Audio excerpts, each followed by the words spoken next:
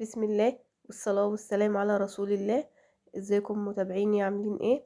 يا رب كده تكونوا بخير. ان شاء الله بإذن الله نعمل مع بعض غدا سهل كده وبسيط. عارفين طبعا ان كل وصفاتنا سهلة وبسيطة. حب المطبخ يحبك. ان شاء الله بإذن الله هنعمل مع بعض طاجن بطاطس بالصدوق. ان شاء الله يعجبكم، وان شاء الله نبدأ كده نسمي بالرحمن ونبدأ ببركة الرحمن. معانا نص كيلو سجق، ومعايا فلفل الوان بس ده متفرز شايلاه في الفريزر، ومعايا فلفل رومي وبصلتين كده عاملاهم جوانح كده رقيق، ومعايا بطاطس مكعبات. ومعانا طبعا انا معايا صلصة مكرونة جاهزة، كنت عاملة مكرونة وفايض عندي، كنت مسبكة صلصة المكرونة وبحب اسبك بزيادة يعني. ونعمل كده جنب الطاجن ده طبق مكرونة. بس طبعا يا ريتني ما عملته لان احنا كنا الطاجن وما جيناش جنب المكرونة. طاجن جميل وان شاء الله تجربوه ويعجبكم وتكتبوا لي في الكومنتات. هنبدأ بسم الله. انا معايا صينية بقى ووك حلة زي ما تحبي. معانا هنا صينية ونزلت فيها بمعلقة سمنة معلقتين زيت، حاجة خفيفة كده عشان الصدوق طبعا بيبقى فيه الدهون بتاعته وفيه التوابل بتاعته. ونزلت بالبصلاية كده، هما بصلتين متوسطين على نص كيلو السجق. طبعا شوحتهم، انا بحب اشوحهم الاول عشان اكرملهم ويطلعوا السكر الطبيعي اللي فيهم. ونزلت عليهم بالفلفل الرومي فلفل الوان، مش هتفرق يعني. فلفل الالوان دوت من الفريزر، انا بطلعه من الفريزر لما بيكون طبعا ست البيت الشاطره بتستغل الظروف وتستغل اي حاجه. زي ما عارفين كان رخيص فكنت مخزنه حبه كده في الفريزر. دلوقتي طبعا سعره رفع. مطلعه اما بخزنه بقى يعني ما اجي استعمله بطلعه من الفريزر على طول، مثلا على التشويح او الاكل اللي انا هحطه على النار. ده لو بالنسبه ان انا هشوحه واحطه في خضار. انما انا لو هعمل بيه بيتزا بطلعه واحطه وافتح الكيس واحطه في مصفى ينزل الميه اللي فيه. ولو مثلا عشان خاطر المعجنات وكده ما يبقاش فيها ايه، ميه من الفلفل يعني، تكون ينزل السوائل اللي فيه. لكن لو انا هشوحه برجعه على النار، طبعا بنزله على النار بيتشوح بيرد تاني بينزل الميه وبيرد تاني وأكنه فريش. ان شاء الله تجربوه وان شاء الله يعجبكم. هنا كده قلبت الفلفل الالوان مع البصل مع شايفين بوريكم هنا ان مفيش ايه اي سوائل ولا اي ايه ميه. ايدي في الحاجه كده وبشوح. نزلت بالفلفل الرومي. انا كنت نزلت بالالوان الاول عشان هو ده كان من الفريزر.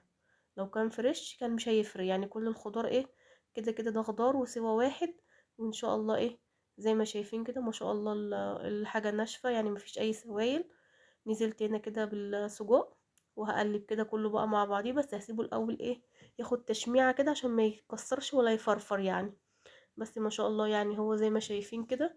بسيبه على نار عالية، وطبعا تكوني شغالة على نار عالية والمعلقة معاكي وايدك في الصينية.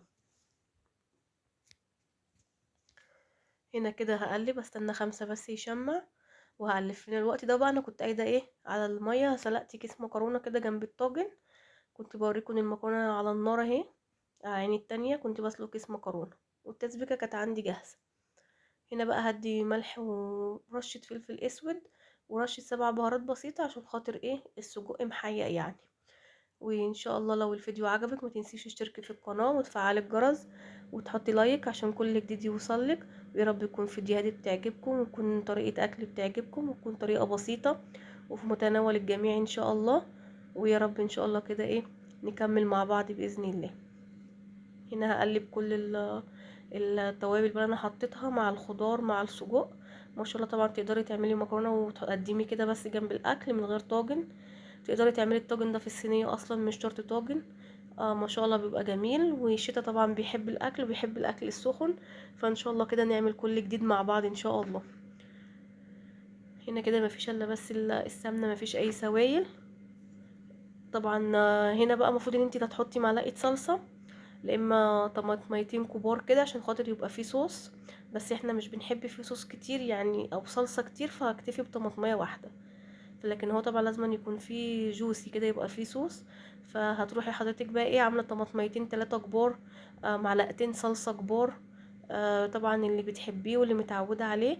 بس ان شاء الله الطريقة تعجبك وان شاء الله تنفذي وتكتبي لي في الكومنتات. انا البطاطس طبعا حمرتها مش بحطها نية عشان خاطر يبقى ليها كده شمخة وتبقى ما شاء الله مفلفله في وسط الطاجن.